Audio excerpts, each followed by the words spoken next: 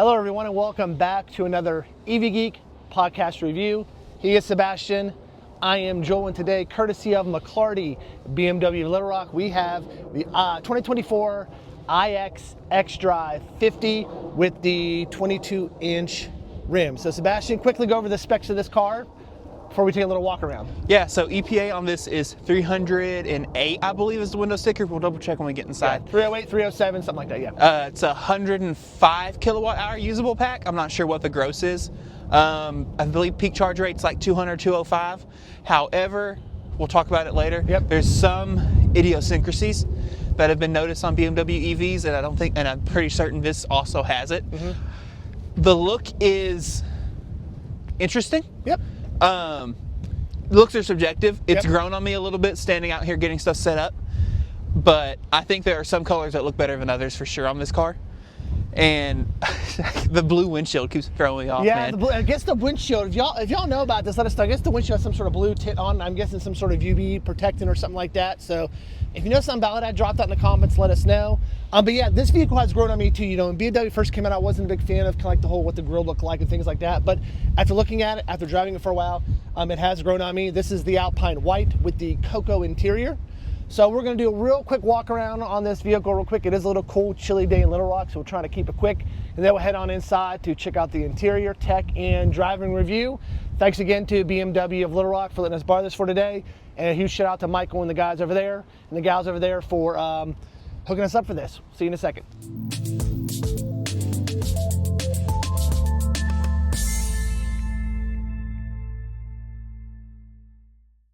All right, Sebastian, let's do a little quick tour of this vehicle before we head on in. Yeah, so first off, you already called out these 22-inch wheels. I think they look really good. They are optional, but I think these look really good. Go with the 22. Like typical BMWs, there's a lot of wheel options. These are good. So anyway, before we get started, sticker price is like 98 and some change? 96, I believe. 96 and some change. 96 and some change, yeah. When you go around the outside, of course, these are power mirrors. This door is open, so it would stop beeping at us. Yep. Because it just does the BMW thing where you just walk up with your keys, it unlocks. When you walk away with the key, it locks. Which every car should do. Which is awesome, which is nice. You have these digital handles. These are not like traditional handles. You hit the button, they do an electronic pop type thing. So no self-presenting or anything No like that? self-presenting, anything like that. Coming around the side, you know, all this is normal. The rear end is interesting. Yep. Again, I think this looks better in white than it does on some of the other colors. But you, of course, have these really big, giant LED lighting signatures, big old BMW logo, all that's very standard. You open the trunk, typical location, and you get a good amount of space back here. Yeah, we have a lot of crap back there, so yeah, we have a... I also think it's really funny. You have 2 cargo covers. Oh, cool. So one's built in up there. And this one also, okay, it does Pops come out. out. It Good. just, there we go. We also noticed you have a lot of, you got a pretty decent amount of underfloor storage as well. That's your tire mobility kit. And then your EVSE, of course. EVSE. You also have your switches here to put down the rear seats. You just pull, pops down. They do not go back up from here. All that's normal. Emergency charging release? Is that charger release? Yeah, I'm sorry, it's emergency charger release, yeah. I wasn't sure if that was charger or trunk. Yep. Uh-oh. Push it back in. There we go. You also have a 12-volt outlet back here. Yep, and a little hook. If you want to A put little a hook, net you've got like a little net, yeah. And this is, I guess if you need to put something... This is also one of the few cars that we really see now that you can actually fold down each of the rear seats individually. There's So it's a 3 of them, 40-20-40 and not a 40 or a 60-40. Anyway, close it. Very easy, normal stuff. I didn't even get to point out, I didn't even think about it. You have your fake tail lights on the inside as well for regulation reasons. Charge port on passenger rear side. So wrong side for superchargers, but that's okay. And these cars do get supercharger access coming sometime this year. Press to open. It does have a motor. There it goes. It did better now that this time. is how you should do covers for your charge ports. Yes, no dangly flaps. It's clear AC DC. Yep. Press the button, spring loads open. There's even a light inside the port so you can see when you're plugging in at night.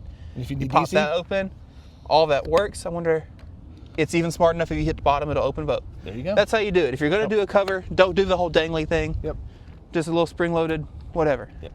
Pop it close. Let's go show, Not a whole lot let's go outside. show something unique in the front that we figured out. Yeah, let's go look at the front. So BMW really doesn't want you opening the trunk on these cars. It's very, I mean, the hood, it's very hard to find how to open the hood.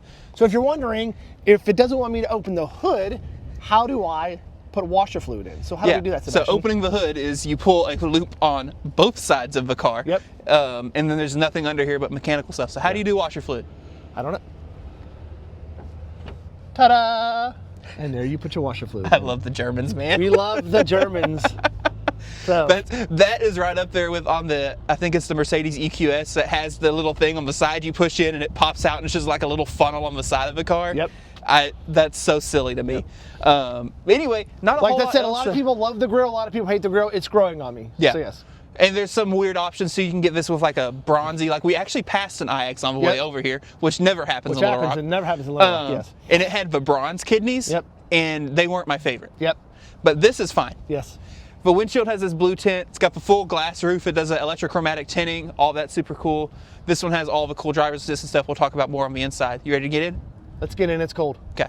All right. We're going to go do the back seat, and then we'll get in the front. Yes. We forgot to do our 6-foot backseat challenge. So, open it up. I do love these frameless windows on an SUV of this size. You don't really see that often. You see the cocoa interior? I think it's actually called Mocha. Mocha. We'll double check. Mocha, coca. Same thing. So getting in, oh, it's so warm in here, Joel. This is so nice. I can feel the heat coming out right here, so yes. Getting in, plenty of room, plenty of head. I mean, I've got that much headroom between me and the ceiling. No problem at all. Electronic door release. Nice to see that these do have, however, have a emergency manual release in the rear. I believe Rivian doesn't do the emergency release in the rear anymore. I don't think Tesla does on the older ones either. So. You have air vents are on the side. Air vents on the side and center. Yes, that's nice. Interesting thing we noticed. So this is a 4-zone climate control. Yeah. So which is nice, really cool. Each passenger has their own temperature. No heated seats in the rear. No heated rear seats. No ventilated seats in the rear. You have heated and ventilated in the front. And massage. And massage, but not back here. You just have your basic climate control. That said, USB-C port on the back of each seat and the little accessory thing for like a tablet mount or whatever. Mat pockets on each side, and these are leather, which is nice. It's a BMW. I don't know what I expected. You got your... and you have a button to pull the seat down. Yeah. Yep. Right here as well. Seat back. Yep. Anyway, not a whole lot else back here if you want to just kind of poke the camera in there. Yep. And the sun decided to come out. And the sun came out. Yeah, looks a little warmer. So, yep. You can see plenty of room back there. You have your climate controls. Are there. All right, now we're going to head inside and give you a review of the tech and then a driving review. We are now inside where it is warm. So Sebastian, kind of give us an overview of some of our tech and interior features before we head out on the road. So we're going to start with the first thing that's a little odd to me, and I believe the i5 was the same way. Start-stop button. You do have to press it to turn the car on. Not, putting your foot on the brake doesn't do it. However, the car turns off when you get out. Okay. So if it can turn off when you get out, why can't it just turn on when you get in? Anyway, not that big of a deal, just weird. We did notice that there was an over-the-air update available, so this does support OTA. Yes. Yes. This is, a lot of it is very similar to what we had in the i5, which isn't a bad thing. I loved in the i5 how, yes, there was a lot of options, but it meant you could pretty well control every aspect of the car. Let's just real quick talk about materials and where things are. You do have, let me just get my other phone. You've got your little phone pocket here that you can rest your phone in, which is nice. You have a wireless phone charger down low. Then you have your cup holders. The cup holders are in kind of a weird place. They're kind of low. I feel like, especially as a driver, like if I had a coffee cup or something down here, it'd be... Stanley Cup, you'd be okay. Maybe. That's probably the demographic they're going for, yeah. You have your 2 USB-C charging ports down here and your 12-volt, yes. And again, you have your touchscreen. You also have your iDrive controller, like in most every other BMW. A lot of good center console room. I love this material. This material is excellent. I like the color. Feels very luxurious, very nice. And that's, this is a $100,000, $96,000 SUV, and this is not even the highest trim level. Nope. All of this is leather. You've got like a fabric-y cloth down here, fabric up top. One thing we both noticed, the dashboard is lower than we expected it to be. Yeah, there's a lot of open space to look out into. I'm so used to getting in these SUVs that are very like super. Oh, it thinks I'm doing a gesture. Super high belt line, super whatever. This it makes it feel more roomy, airy and open. Those guys are awesome. They're roller skating down the trail. Sorry, squirrel. Anyway. You have a lot of nice interior lighting, ambient lighting, all that's great. If you can see over here a little bit of the amber interior lighting. It's actually papaya. Papaya, sorry. I like the steering wheel, this 2-spoke design, and I like it's a squircle. Yep. It is heated too. And it's heated, of course. Heated ventilated seats in the front. I say of course, but then the back seats aren't heated, which was a little odd. I'm sure it's an option. Yep. Let's talk about the infotainment.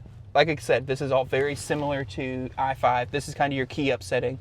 So you have your map on the right, and then it's trying to tell you can talk to your personal system, but you can also swipe there and do your media devices, destination input, compass. So you've got all sorts of little, tiny, you can put a map next to a map. Yes. Nice. Map inside of a map. And then your vehicle status, trips, all that's very standard. You come into your app, and this is where you see the BMW, and it can be overwhelming at first. You've got your BMW ID, which is like your BMW account. This is your seat menu, which we'll go into that in a minute. Apple CarPlay and Android Auto on this, and they're wireless. Good. Good. Cool. Good deal. All this. Charging is where you see some good stuff. So you have your typical stuff, charging mode. You can do departure times, again, like normal. AC limits, and it is adjustable all the way down to 6 amps. And max was 48, you said, right? Yeah. 6 amps on a 240, which, I mean, that is an awesome range of adjustment. You've got your charging limit. This is set currently at 100%, and you can see it is telling you charging target of 80% is recommended, optimal battery life, blah, blah, blah. So, precondition. Yes, you can precondition you can do automatically and activate once, which right now we can't do it because we're at 89%. There's no reason to precondition, but it does do it. It also does plug and charge. That's nice. This is also still does the funny BMW thing where you can tell it you don't want the car to be that loud. And so you're okay with it taking longer to charge if you want the car to be quieter while it does it, which is so funny. Let's talk about some of the idiosyncrasies on charging in this car. So 200 to 205 is the peak rate. And on paper, it looks like it has a pretty decent solid curve. The issue is, and this has been noted on the i7 and iX, and I believe even the i5, but we didn't know about it when we shot that video, is there's a charge counter. So you can only do a certain number of DC charge sessions within a certain period of time, and then it starts limiting and pulling back your charge rate. And the good news is the car tells you. Yeah. It gives you communication on the screen. And I think it is, 3 in a 24-hour period? It's something like that. And then the only way to reset it is to either not charge for, I think, like 24 hours, or to do a deep AC level, like a deep level 2, level 1 charge. Otherwise, it'll just keep throttling you back every time you plug in after that. These do an awesome thing, though, where when you plug into a charger, you get, like, on the screen, it tells you what the charger can give, what the car wants. Like, it does a really good job of communicating charge status to you, but generally speaking, charge counters suck. That said, that doesn't affect the daily drivability of this car. And honestly, even if it makes the road trip stops a little bit longer, if you drive an iX, you're probably the type of person when you stop, you're going to eat at a restaurant or something like that, you know? And you're probably charging for one day the amount of time where 3 would be okay. Maybe a 7-8 hour trip with 3 chargings would be fine. So ultimately, it's fine. Not everyone is trying to do like an all the way cannonball trip, 17 stops in 24 hours, you know, whatever. So it's fine for most people. But generally speaking, charge counters suck. Joel's actually about to turn on something, isn't he? Yeah, because it's cold and I'm turning on my heated seat. There we go. Let's come back out of here. So that was our charging menu. Let's go talk about seats real quick, because seats are awesome. These seats are great. So you have all the adjustments, of course. You know, you've got your backrest, bottom. You can tilt them individually. You have bolster adjustment. All that's good. You do it from there. Except for the bolsters, I believe you have to do from the screen. So Joel, you should be getting hugged now. Hey, it's squeezing my fat. These seats are also massaging. And so you have your intensity, your speed, and then you can do activation, relaxation, revitalization, and invigoration. We had these on over here. They were really quiet. They're really nice. They're really quiet, and they're nice, and they're subtle. They're not overpowering or things like that. What was the EX90 we were in? They were really good, but you could hear the air bladders. The whole time. Anyway, all of this is great. All of this is good. And you have, of course, your heated and cooled seats. I have heated, cooled seat, and a heated steering wheel. Look at you. And yeah, you also get your comfort extra stuff, and you can do your driver profiles. So like when you have one key, different key, or phone as key, whatever. All that is great. All that's normal. This does have a BMW personal assistant, because every car has a personal assistant. So I can go, hey BMW. I can go, hey BMW. Turn on my heated seat. There we go. Okay, I'm activating the driver's seat heating. It sounds like Siri, too. Perfect. So I mean, you can of course do that, and you can do a lot of things. It comes up and tries to give you little things like, hey, you should try. You should ask me to turn off my seat heating and all that, which I mean is fine. Yep. And you can how long you can call, all sorts of stuff.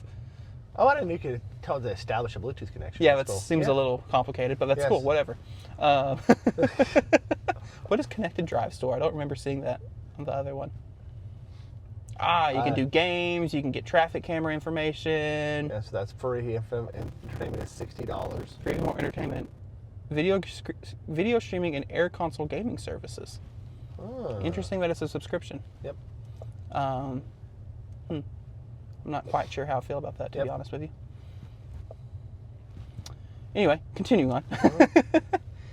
You've got some display stuff. Here's your climate menu. So you have, of course, your menus here. You can come in here and then get deeper into it. So you can change your auto fan speed, auto recirc, individual settings. And one thing we know is different from the i5, there's no buttons down here, except for max, to defrost your windshield and rear windshield. So you also can come in here and do individual. So drivers, if you want it to be cooler of a footwell or warmer, you can change your level of automatic seat heat, your distribution. So if you have cold feet, you can make more air go down there. This was in the i5 as well. Yes. I remember thinking this is really cool. Yep. Just like you don't ever really see this level of like customization. Yeah. And then you don't have heated in the rear, but you can come in here and do auto climate, tell it you want very low fan, all that. You can even lock your controls from here. So if you have little kids back there and you don't want them messing with it, all that. You can also do preconditioning for the cabin and tell it to do like, if you know you leave the house every morning at 7 a.m., you can have it turn on at 6:50. Go ahead and start heating or cooling the cabin. So when you get in at 7 a.m., it's good and comfy. Everything's great. That's what it should be. All that's super nice. All of that's great. It's a BMW. Yep. It should do that. See, we've done climate, we've done charging. You've got your doors and windows. All that's fairly standard stuff. We checked out the radio. These have the Harman Kardon sound system in it. Sounds really good. Sounds really good. Yep. When you got in, someone had been jacking with the settings and it had a bunch of bass and treble crap tuned up. I put it just back on its flat normal profile, and it sounded really good. Yep. Driver's assistance, like I said, this has, I believe, where'd you put that window sticker? What did they call it? This is called the Active Driving Assistant Pro, Highway Assistant, Parking Assistant Professional, Active Cruise Control with Stop and Go, Active Lane Assist with Side Control Avoidance, and Traffic Jam Assistance. So to me, that sounds like it's one of the higher tiers of the BMW. I can't remember. There's like 3 tiers for the BMW Driver Assist. I think the i5 we drove actually had the middle tier. Yep. And we were both really impressed with what the i5 did. So if this is the middle tier, it should still be really good. And if it's the higher tier, it might be even better. Yep. And you have all your settings here as well. So you have your forward collision, lane departure, active blind spot, side collision. Like all of this is very standard stuff. I'm actually going to come in here and tell it to reset to recommended. There we go, just to make sure. I didn't know if anyone had been playing around with it. You got parking stuff, automatic parking, braking intervention, driving, speed limit assistance. All of this is very standard. Feedback during steering wheel, so it vibrates the steering wheel when you go over lane lines or if something's there. It did that on the way down, yes. Yep. All that's cool. You also have your drivetrain settings, so this is where you set up your one-pedal drive. It was actually on low when you got in and you noticed it immediately, but we bumped it into high, and it sounded normal. I didn't mean to go all the way back. Iconic Sounds is goofy. It sounds like a It's car. not something you and I would use. Nope. Most people probably won't use the Iconic Sound. And then drive off support is for if you're in like a weird traction situation. Yep. And this takes you right back to your charging menu. Gotcha.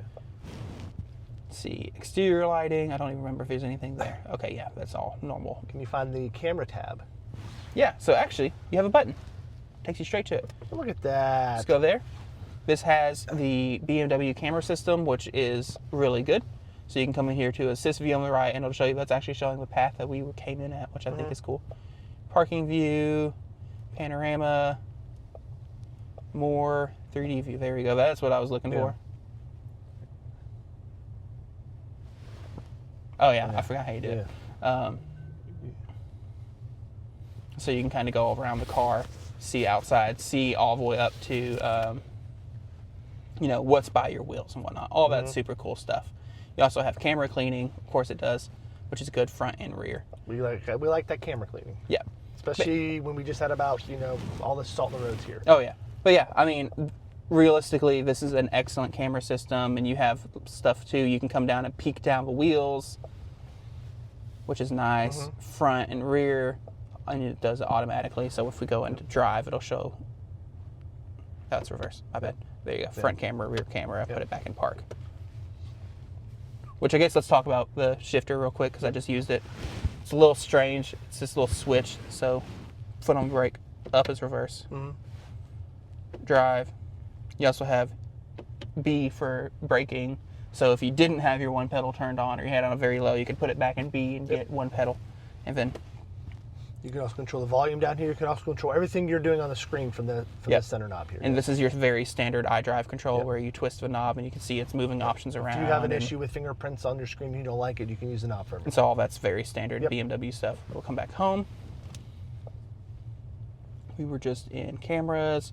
We do have your My Modes, which is also very similar to the i5, where you have personal, and it shows this picture.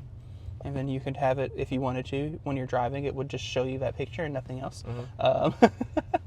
So is this where you noticed in the i5 where, depending on the mode, it changed the cabin temperature too?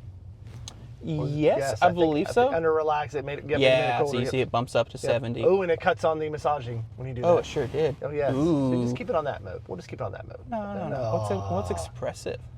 Impressive visualization and... Oh, yeah, it changed the lights on the door.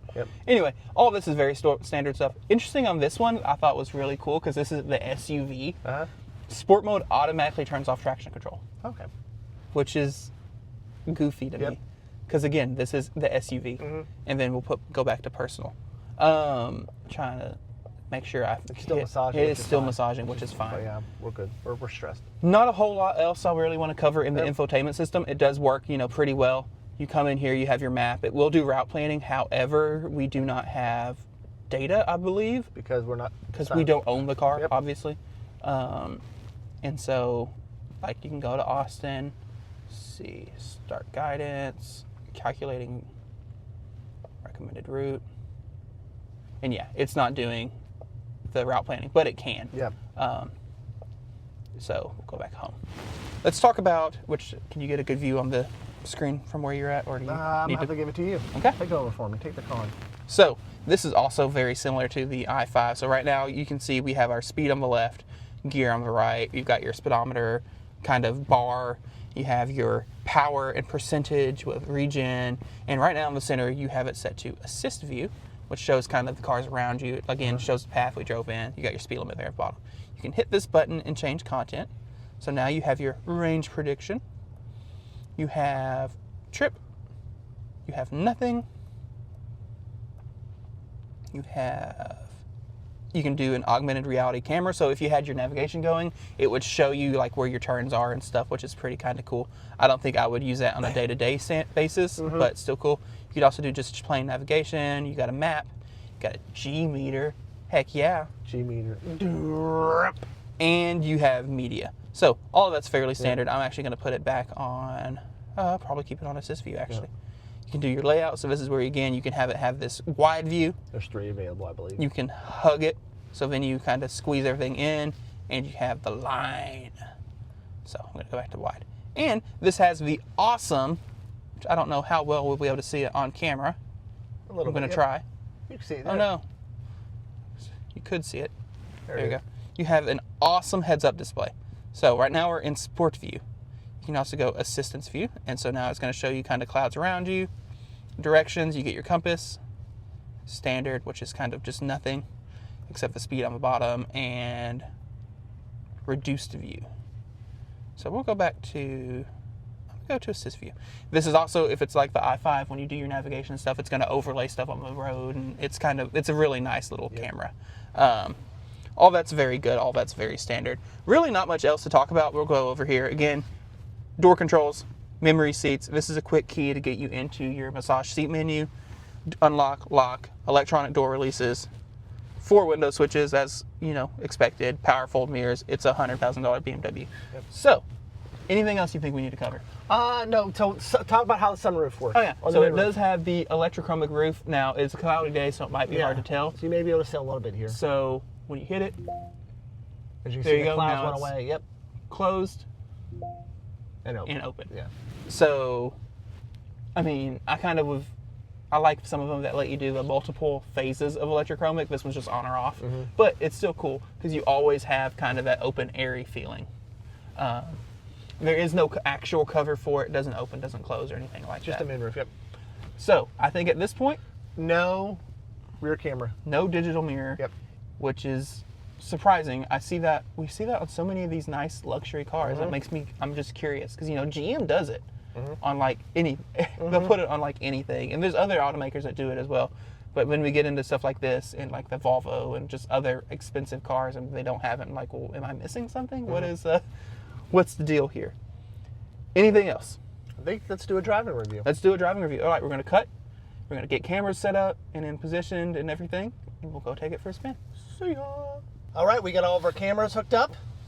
We're ready to go. All right, Sebastian, take us out of here. Go drive. See, I'm just curious if it reset our... glare when I hold that camera. It's because of the screen protector. Yes, there's a screen protector on. There's no bubbles on the screen. Okay, we still have high regen. That's all I was curious about. Ooh, the pedals are... Okay, I can drive like that. I just got to get used to it. The pedals were in a slightly different place, and I was like, they're kind of far forward, it feels like. They are a little bit more closer to you. I did notice that when you were driving. When I was driving, sorry. Yeah. I drove over here. You did drive it over here. Which, Joel, you didn't drive it very long. What was your immediate impression? So immediate impression was solid drive. One thing we did notice, as my microphone just fell off, one thing we did notice was on the highways, it was a little louder than what we anticipated. Nothing like crazy loud, but just normal. It does have 22-inch tires on it. It's got the 22-inch wheels. It's got the big wheels on it. So that is kind of what we were, I mean, we're going to expect, the cars with the larger wheels going to have a little more room. But once we got onto like a city road doing 40, 45, no problem whatsoever. Yeah. And we also noticed too, kind of coming through here. Over the speed bumps? Speed bumps, it's pretty well composed. You can, it's not like it just floats over them, but it's fine. Got a lot of people kind of getting out and about now that it's getting out later in the day. Yep. I'll go home, kind of give our... Curious about Arkansas weather. Yesterday or a day or two ago, it was in the 60s, and then tomorrow it will be in the low 20s. Yeah. Wonder why people get sick around here. So I don't know if you noticed, I pretty much immediately put it back in B. I needed more. I didn't feel like there was still enough regen and high. There we go. That's good. We're spoiled with regen. We went all the way. We are spoiled. I'm scooting back. Okay. All right. I'm going to get out of here.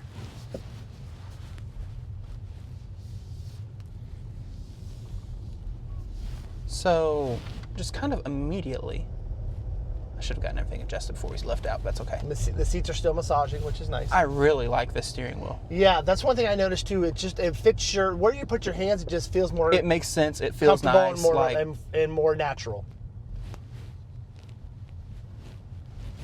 We have our map, as you can see. We have our little personal assistant if we want to talk to it. Be like traffic overview or something, yes. Which I don't need right now.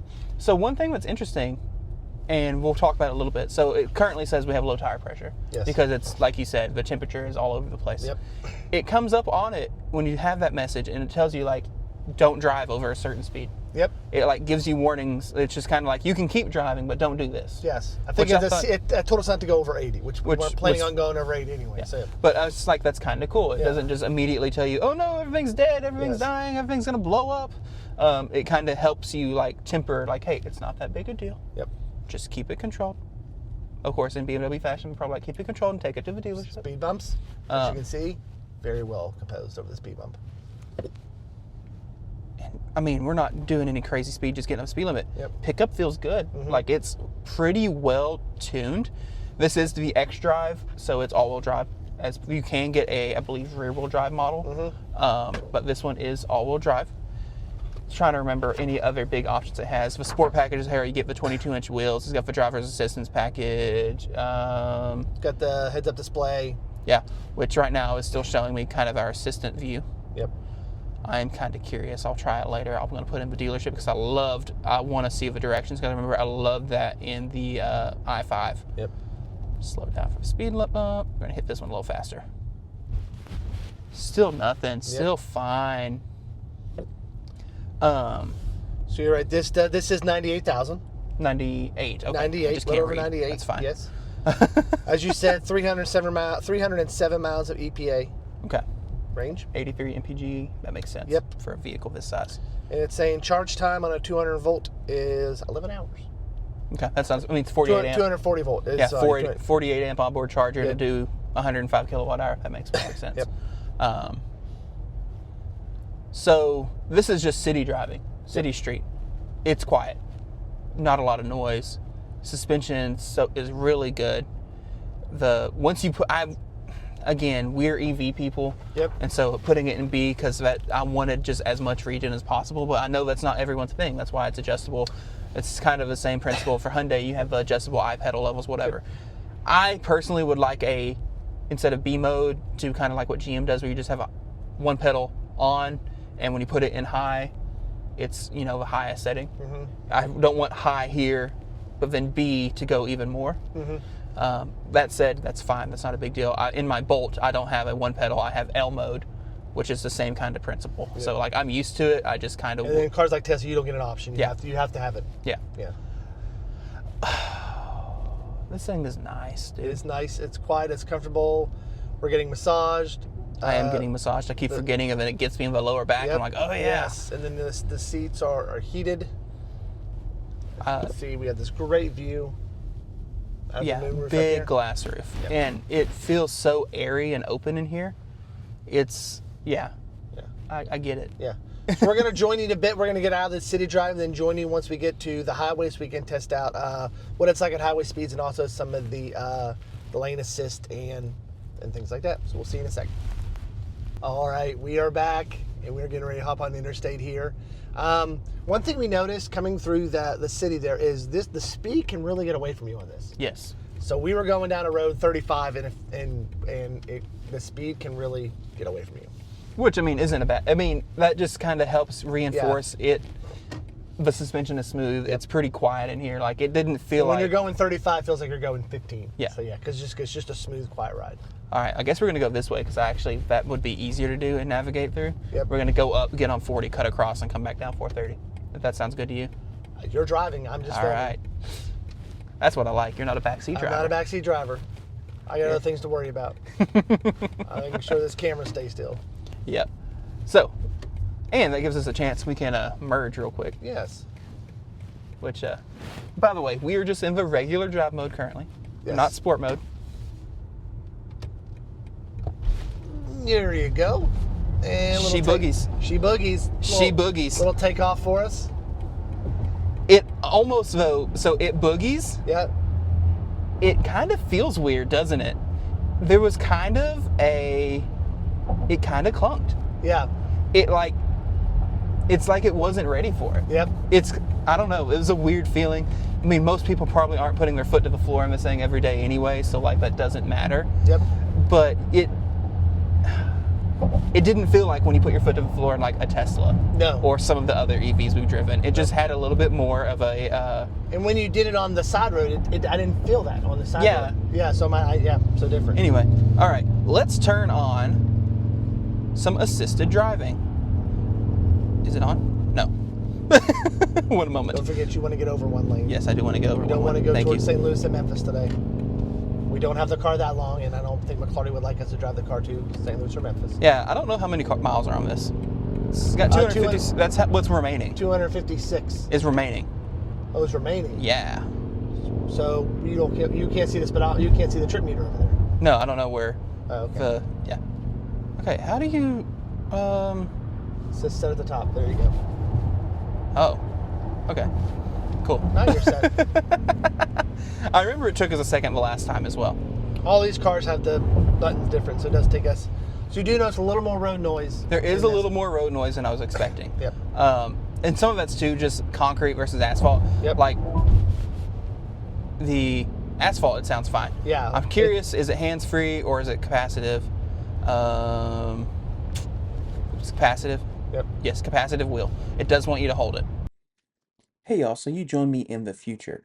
So I say in this video a couple times that the BMW iX does not have a hands-free driving assist or driver's assistance system. That is actually incorrect. So it turns out, and I did some digging on this because it was bothering me because I could have swore that the top-end BMW ADAS system was had a hands-free component, but we've not been able to get it to enable on any of our vehicles we drove. We had driven i7 later on the day we filmed this, and had the same thing. And so that led me down a rabbit hole on the internet to where I learned the only way you can use the hands-free system is to have the car signed into your BMW ID account. Otherwise, you don't get to use the hands-free system. It is a pre-map system. It uses data, all that jazz. And so that's why it wasn't working for us, is since the car wasn't registered, wasn't sold, it wasn't tied to a BMW account. And that's why it wasn't doing hands-free. So the BMW iX and i7 do both come with or have an optional hands-free ADAS system on the driver's assistant pro option. But when we drove it, we could not actually get to use the hands-free system, so we can't evaluate how well it works, how good it works. We can only evaluate, what we actually were able to get our hands on. But I did want to make sure and point out that you can get hands-free driving on this vehicle. Anyway, back to our regular scheduled programming. So that's fine. We're gonna come up here. So do you have the driver's assist on? Yes. So you're not turning that wheel? I might have turned the wheel and not been realizing it. Now I'm not. Now I'm not. I mean, we are doing speed limit, which is 65 through here. Oh, need to get over one more. Need to get over one more. You can tell Sebastian's not from here, doesn't drive these roads too much. Okay, it has not re-engaged my steering yet. Okay. So we're merging from one interstate to the other. There it goes. It kicked in right after we got out of that bend. All right. Cool. I'm curious, what does mode do? Assisted driving, distance control. Okay, so it's nice that you can switch between adaptive cruise and the full-on driver's assist. Yep. Notice how we'd have the little light that pops up here too to let you know if there's a car beside you? Of course, because this is an expensive car. Every car should have that. Every car should have that. I'm curious. No matter if it's a low end or high end. Will it auto lane change? Nope. It's trying to take us into the wall. Interesting. I thought the i5 auto lane changed. It says active lane assist and active cruise control. So I don't see yes. Okay. Yep. Active driving assistant. Because yeah, when I turned on my turn signal, it just kicked off my steering assist. Or do I need to just like tap it? No. I mean, it pretty much immediately.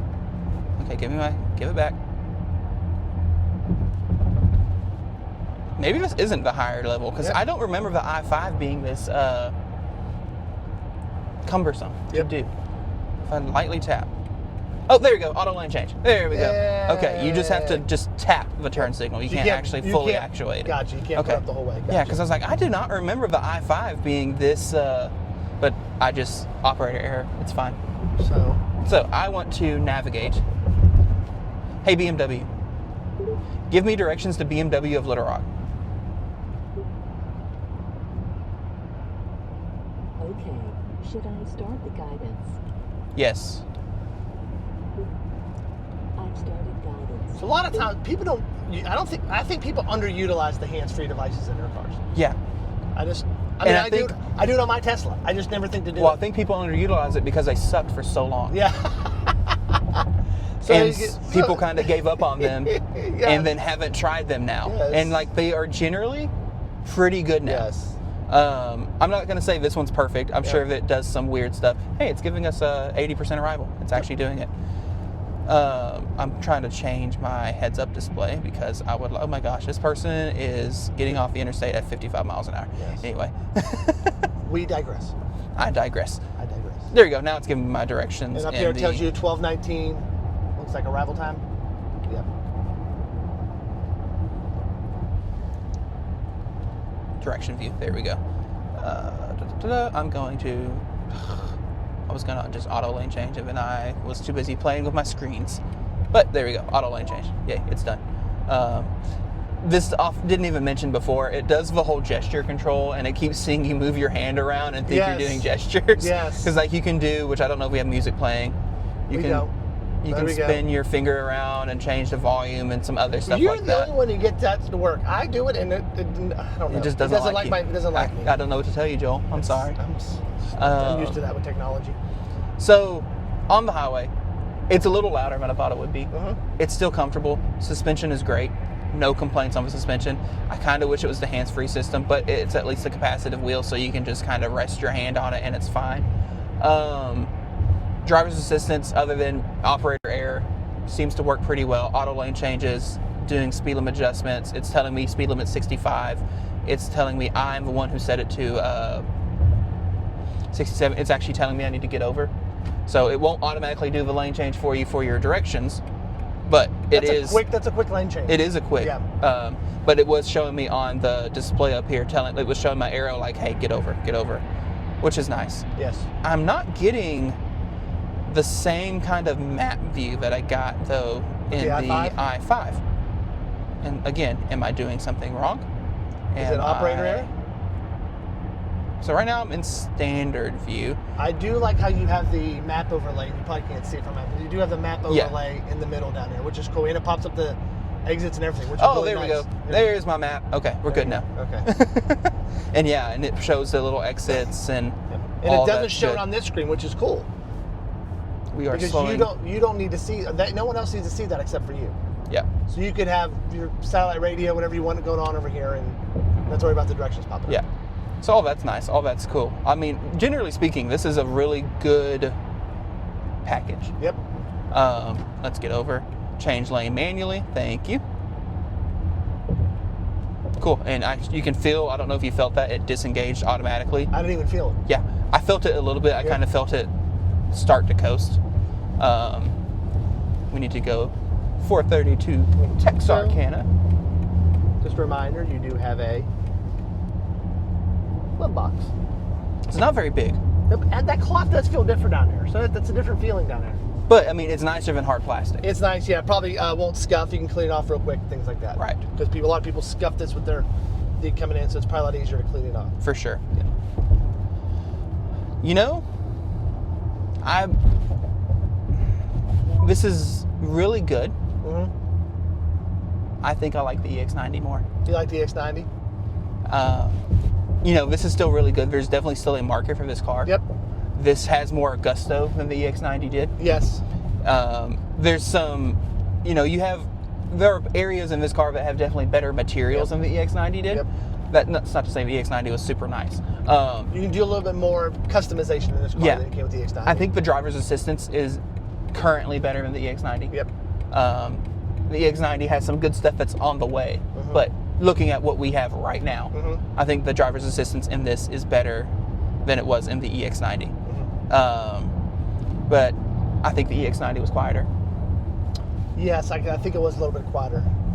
But again, I kind of don't always feel like the overlap between BMW and Volvo shoppers is the same.